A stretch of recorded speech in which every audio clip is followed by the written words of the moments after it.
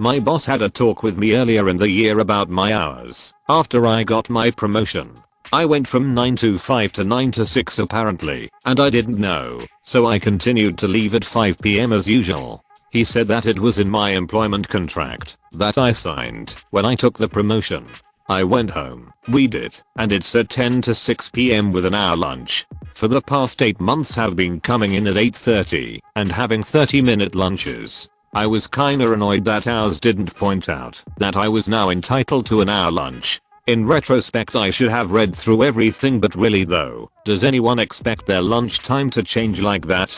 The next day, I came in at 9:28 AM and he said that I was late. And I said no I'm not. I'm 32 minutes early. You said the employment contract had my hours. So I went home and reread it and it said my hours are 10 to 6. So while I don't come in at 10 AM, I still do take my time and come in at 9:20 cause it gives me time to relax and have my coffee in the morning before starting my day. It's the least I can get for being forced to shift my entire work day an hour like that.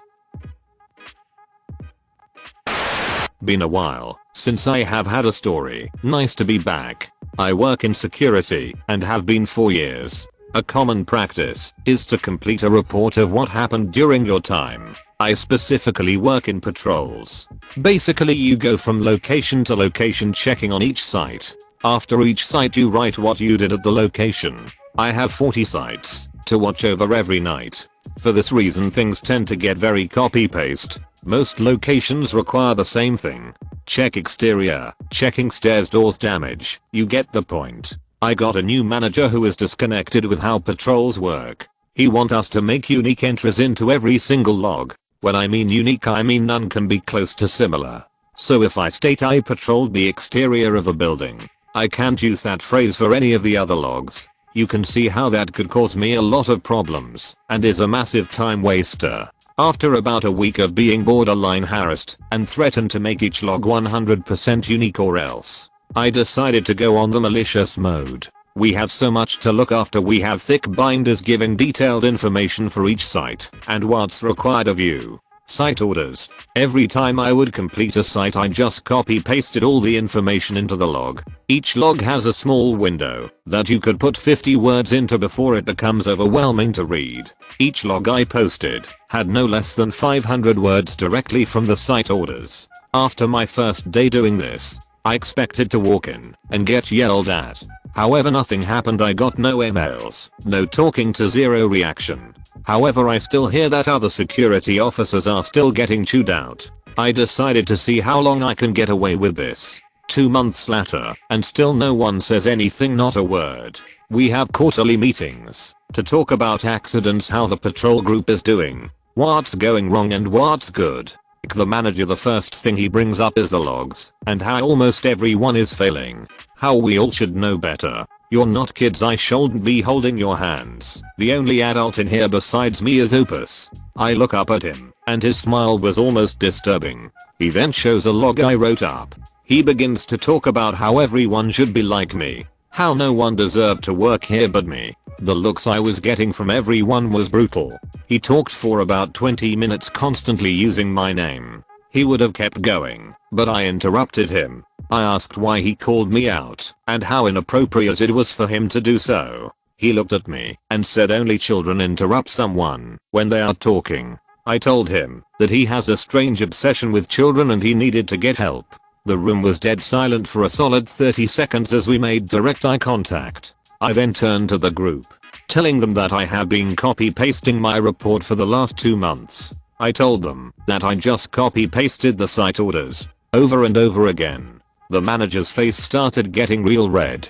He after all wanted us to make unique logs. He started to scramble a bit as he pulled up other logs of mine, only to show that everything I said was true. After that the whole group jumped on him. Many had been screamed at for the exact thing I had been doing. It was brutal. I don't think I have ever seen so many people yell at one person at the same time. The manager slid into his chair just looking at the computer. It was 15 minutes of just utter verbal shouting. He quit a few weeks later. We work in airline crew scheduling, where our jobs essentially involve ensuring each flight is fully crewed. This requires us to strictly adhere to many rules, including aviation regulations set by the Federal Aviation Administration and collective bargaining agreements, CBAs, upheld by the pilot and flight attendant unions. However, some of the rules in the CBA can be a little flexible, especially when we can offer pilots additional compensation and they agree to waive certain contractual provisions in exchange. There is a CBA rule for this airline that outlines when and for how long a pilot can be on reserve, a window of time in which they are essentially on call in case we need them to work, and states that if we have an assignment for them, it must start within that window or it's not contractual legal. However, we would frequently offer pilots additional compensation, usually a full day's worth of pay, if they agreed to waive that provision and work trips that start outside of their reserve window 99% of the time. Pilots would accept this additional compensation.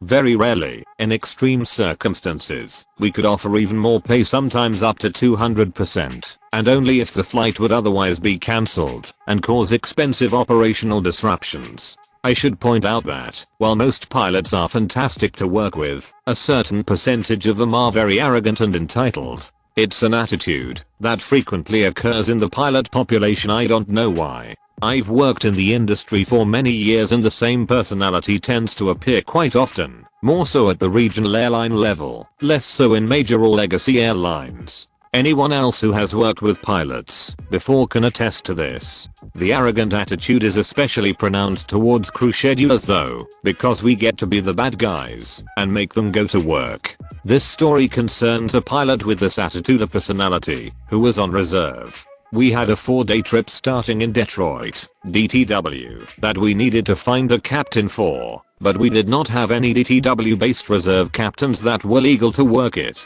The trip started around noon the next day, and it was currently late evening the day prior, about 18 hours before the trip started. There was a captain on reserve at that moment, and for the next 4 days, but he was scheduled for evenings and the trip started outside his reserve window. So, I called him, and customarily offered him a full day's extra pay to immediately go to bed and come back the following morning for this trip.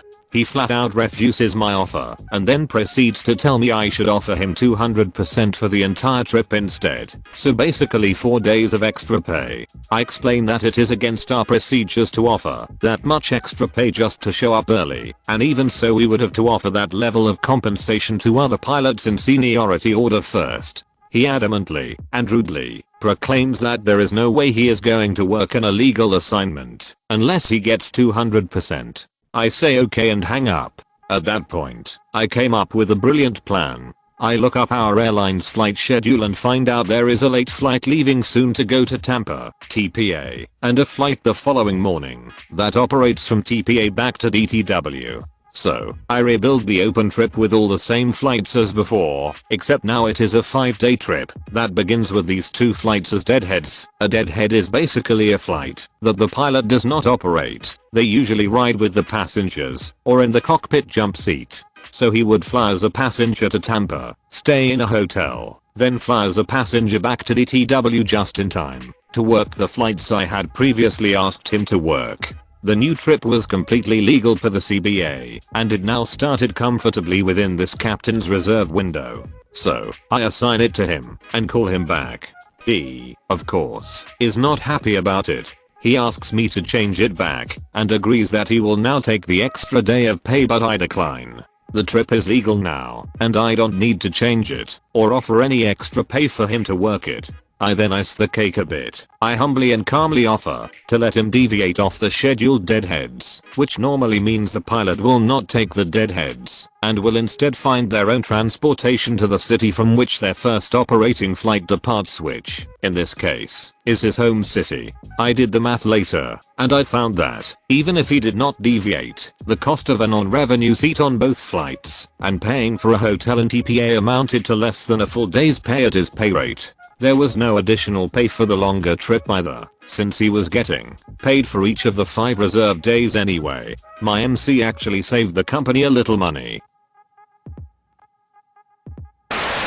Thank you for watching. If you enjoyed this video, a like and a comment would mean a lot in YouTube's world. Share with us if you would have done things differently, and don't forget to support the original authors with an upvote. Links are in the description. Peace out, and catch you tomorrow.